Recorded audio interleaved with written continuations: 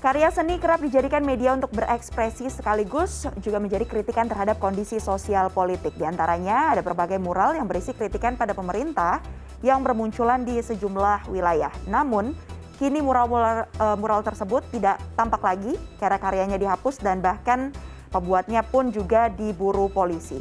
Sejumlah pihak menyayangkan langkah ini dan menyebut ini sebagai upaya pembungkaman yang bertentangan dengan prinsip demokrasi.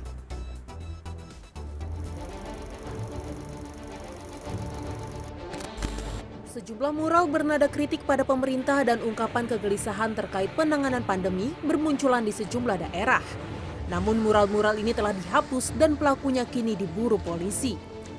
Mural terbaru yang dihapus adalah mural di Jalan Wahidin Sudirohusodo di kawasan Ciledug, Tangerang yang bertuliskan wabah sesungguhnya adalah kelaparan. Dikutip dari detik.com, Camat Ciledug Syarifuddin membenarkan penghapusan mural tersebut karena tak berizin. Sebelumnya mural di Jalan Diponegoro, Kabupaten Pasuruan, Jawa Timur yang di Tengare bernuansa kritik juga dihapus dan ditimpa dengan cat berwarna kuning. Dikonfirmasi via telepon, Bakti Jati Permana Kasat Pol PP Kabupaten Pasuruan membenarkan anggotanya telah menghapus mural karena dianggap menyalahi Peraturan Daerah Nomor 2 Tahun 2017 tentang ketertiban umum dan ketentraman masyarakat. Tertuang dalam pasal 19, setiap orang dilarang melakukan aksi coret-coret di tempat umum. Warga yang melanggar akan dikenai hukuman kurungan penjara paling lama 3 bulan atau denda paling banyak 50 juta rupiah. Warga sekitar pun menyesalkan penghapusan mural. Mereka menganggap lukisan jalanan itu bukan sekedar ekspresi keresahan masyarakat, tetapi juga menambah nilai estetika lingkungan setempat. Ya rasanya ya gimana, sayang soalnya seninya bagus, nilai seninya bagus. Soalnya seninya itu mengandung pesan moral gitu. Sementara itu di Tangerang, Banten, pembuat mural yang juga bernuansa kritik kini dicari aparat. Dikutip dari detik.com, aparat Polres Tangerang memburu pembuat mural yang dinilai telah menghina Presiden Joko Widodo sebagai lambang negara. Dalam undang-undang dan konstitusi tidak disebutkan jika presiden adalah lambang negara. Khusus frase lambang negara yang dimaksud adalah Garuda Pancasila dengan semboyan Bhinneka Tunggal Ika. Dikutip cnnindonesia.com, sosiolog Universitas Negeri Jakarta Ubedillah menyebut bahwa penghapusan mural ini adalah bentuk baru represi dan pembungkaman yang bertentangan dengan prinsip demokrasi. Seniman visual Anagar juga ikut bersuara. Ia menyebut Indonesia belum merdeka jika mengkritik lewat medium seni saja dibungkam. Anagar juga baru saja membuat mural terbaru di selatan Yogyakarta yang menegaskan bahwa seni bukan kriminal dan mengajak untuk stop represi dan diskriminasi. Tim Liputan CNN Indonesia.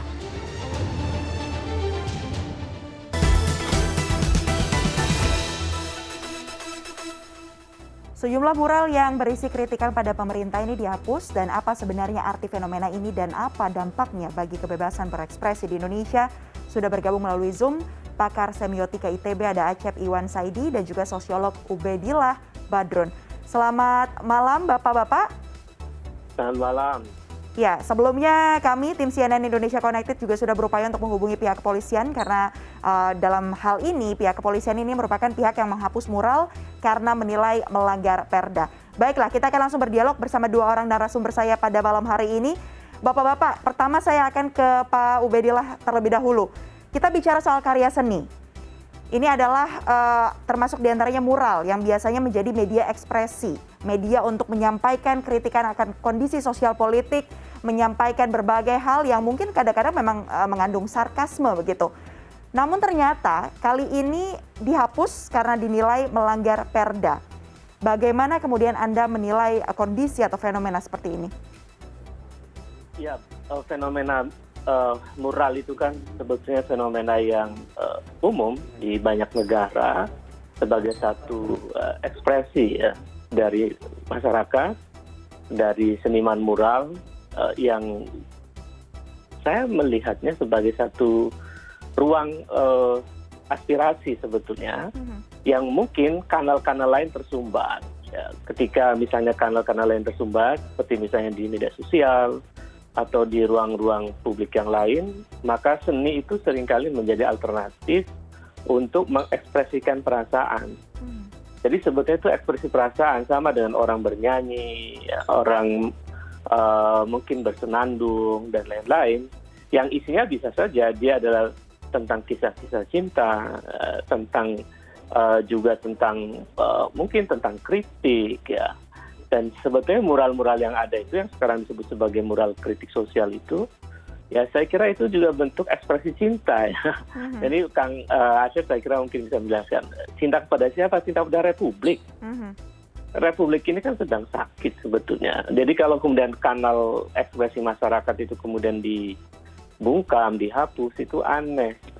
Kan yang mesti bertanya itu, kita mesti bertanya, mengapa muncul mural-mural yang bersifat kritis? Nah, itu pertanyaan itu perlu dijawab. Kan jawaban yang paling sederhana, karena masyarakat gelisah. Masyarakat sedang mengalami penderitaan. Masyarakat sedang mungkin juga kesel karena di tengah menderita ada orang korupsi, ya, jumlahnya triliunan kan misalnya. Jadi itu ada ironi-ironi yang membuat rasionalitas publik itu muncul. Nah, ketika mereka mengkritik lewat mana, mau demonstrasi ada PPKM, itu sebetulnya masyarakat sudah tertib tuh, nggak mau demonstrasi besar gitu karena ada PPKM. Mau di media sosial masyarakat sudah makin hati-hati karena takut pasal karet undang-undang ITE. Oh, yang mungkin ya udah melukis saja lah, ya bikin mural kan itu. Jadi mural itu, ya saya lihat itu sudah dilakukan oleh mungkin juga anak-anak muda, mungkin juga mendengar aspirasi tetangganya.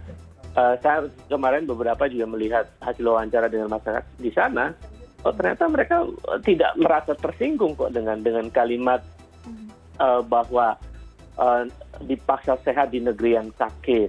Itu masyarakat tidak tersinggung. Kemudian juga wabah kelaparan, ya, itu kan juga masyarakat tidak tersinggung. Itu sebuah ekspresi saja. Dan di dalam negara demokrasi menurut saya itu sah-sah saja, ya.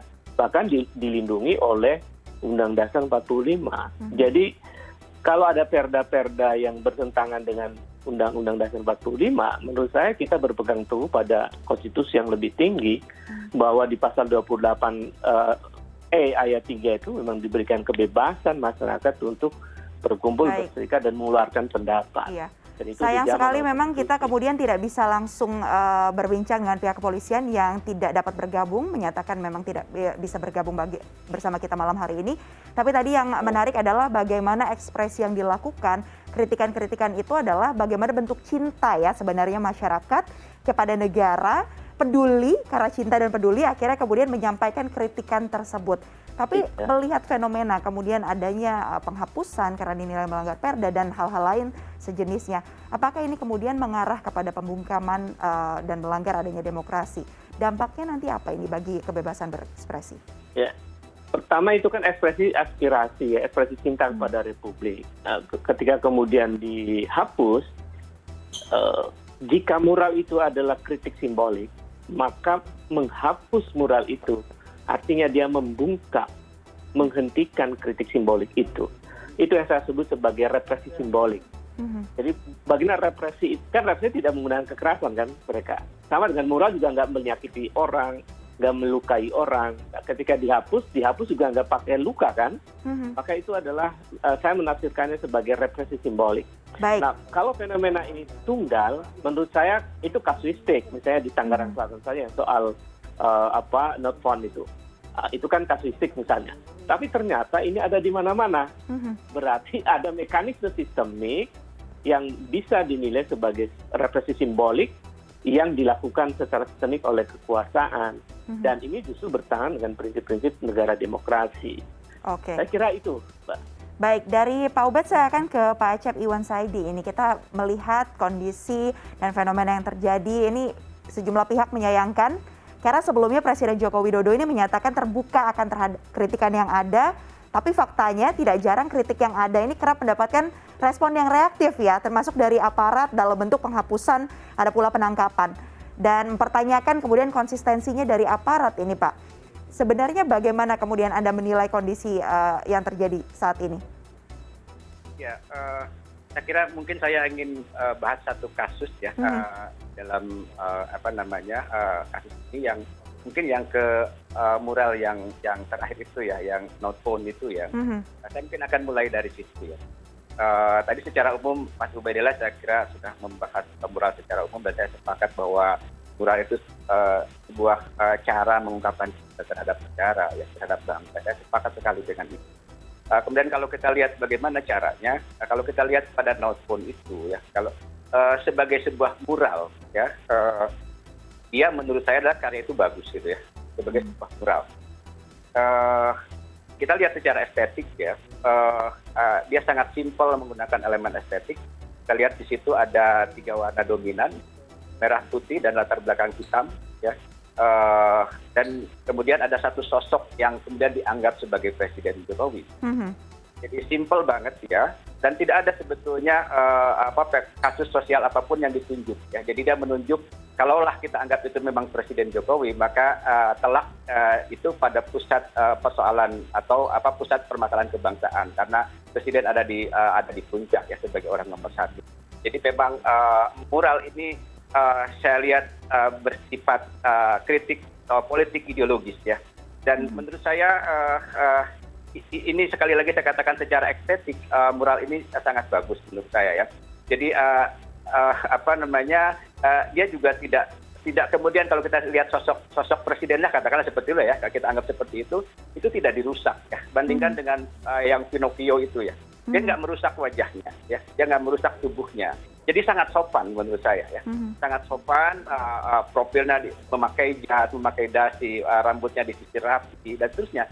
Hanya memang matanya ditutup ya, dan secara semiotik mata itu kan memang pusat eksistensi ya, pusat identitas di dalam tubuh.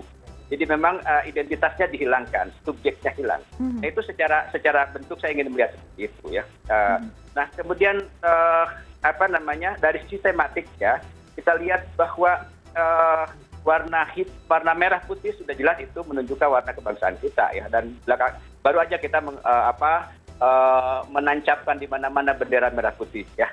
Kemudian di belakangnya adalah hitam ya, secara semiotik kita bisa tafsirkan itu sebagai kesuraman ya, kegelapan gitu ya. Kemudian di situ ada presiden katakanlah, di mana orang nomor 1 yang harusnya ada di situ ya. Jadi dia sedang ingin mengatakan, kalau saya parafrase bangsa ini sedang memiliki banyak permasalahan gitu ya. Jadi masa depannya suram dan gelap kan gitu ya. Lalu pertanyaannya, Anda yang bertanggung jawab ada di mana gitu loh ya.